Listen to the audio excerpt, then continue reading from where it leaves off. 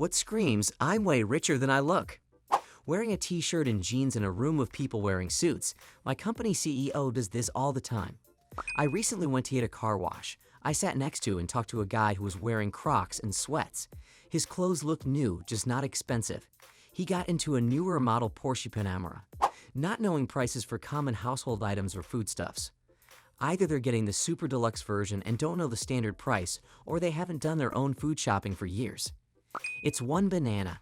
What could it cost? $10.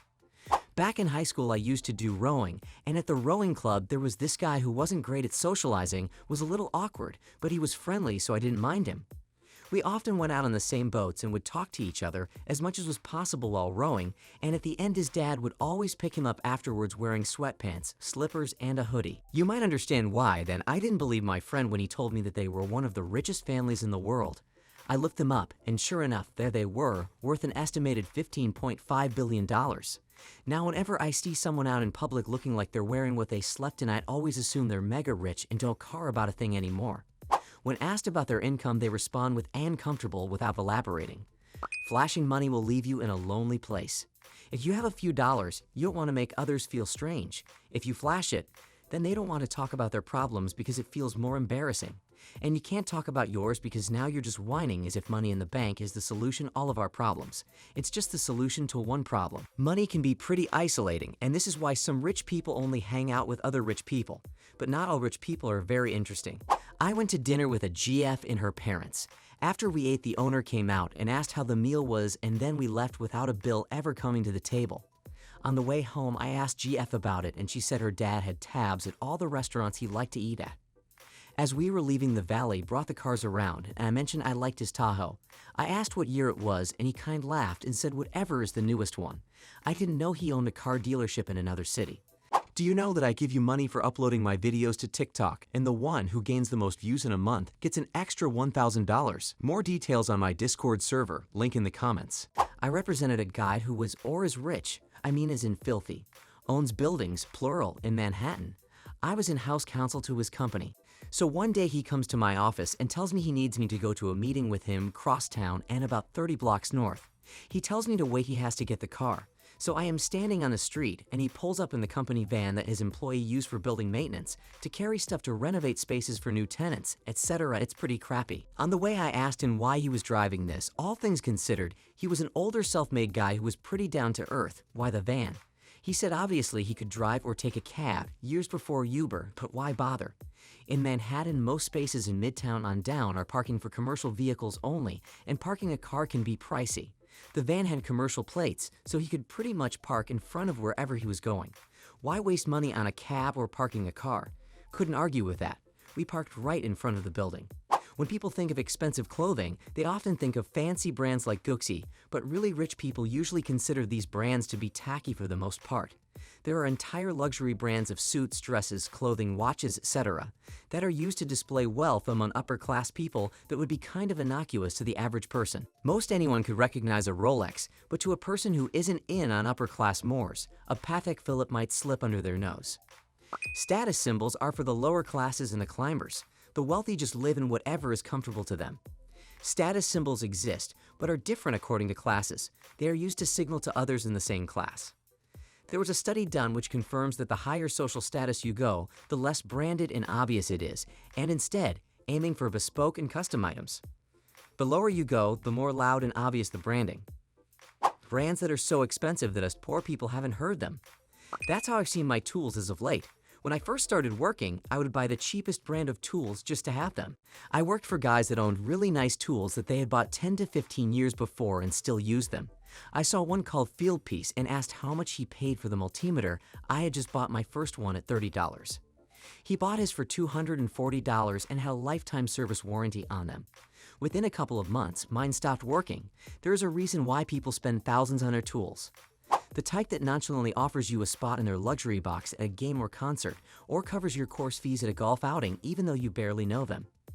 There was this one time where I had to attend a meeting with the company president. I had to wake up really early because the meeting was arranged early in the morning. We were all in formal attire and very serious. I expected the president to be the same, but instead, he showed up in his pajamas with his cute Pikachu mug and asked us, Why the hell are you in suits so early in the damn morning? It honestly made me smile and took all my nervousness away. I still work for the company and we're currently good friends. Not flexing your stupid brand clothing. Really rich people don't wear clothes with a big brand on display because they don't make free publicity for anyone. For clothes, they have specific shops who could tailor them high-quality clothes, purses, or shoes anytime. My boss drives a $2,000 Mercedes from the 80s, usually wears jeans clothes at all times, no jewelry or watch, owns a 150,000 USD house. He's $2 billion. Yeah, all this liquid income is sent directly to the mechanic for maintaining Mercedes. One of my high school bros is very rich, while rest of us are very normal. He did nothing special, but he always wandered around at near shops after school, some random branded shop that no high school boys will ever need. One time we finally asked him why he didn't went back home after school. He said he is waiting for his driver to come. Another time I met him very coincidentally at the boarding place at the airport. I was going to Vienna and he is to London. He has nothing on him, no bags or carriages, and his hair is wet. Turns out he just took a shower in the lounge. Afterward, we are still very good friends. Going on multiple family vacations a year and not bringing back many trinkets. Wearing casual clothes to a rich party. Just imagine that you have $60 billion in the bank, but you don't want anybody to know about it. But your attitude would betray you, you would be unconcerned. Old boss to a company I worked for. He drove an old Toyota Hilux and worked in the factory of the building. I remember work breakup, I spotted him put $300,000 on a roulette table, doubled it and put it in his pocket.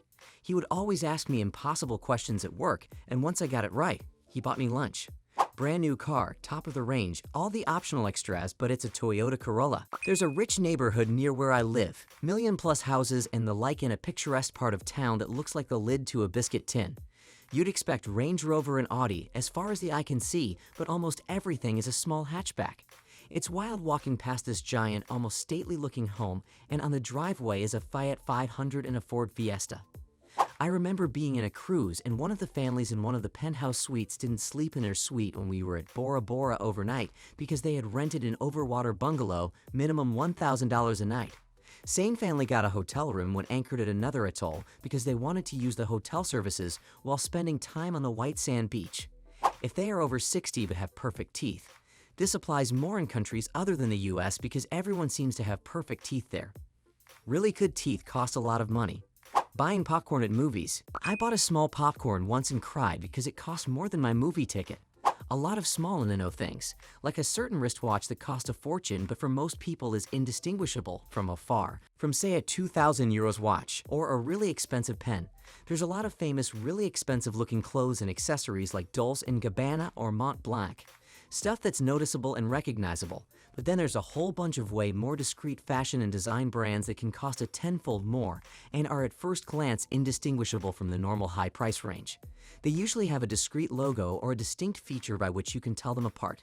While they certainly have a good quality lots of times, their price or performance ratio is basically non-existent, so I think they exist only for the precise purpose of saying I'm way richer than I look.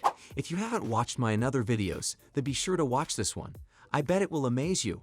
Or you can watch all our videos in a row in this playlist. Write your stories in the comments, subscribe, turn on the bell, and go to our Discord. There we give you money for uploading our videos to TikTok. You uploaded, you gained views, you got money. Link in the comments.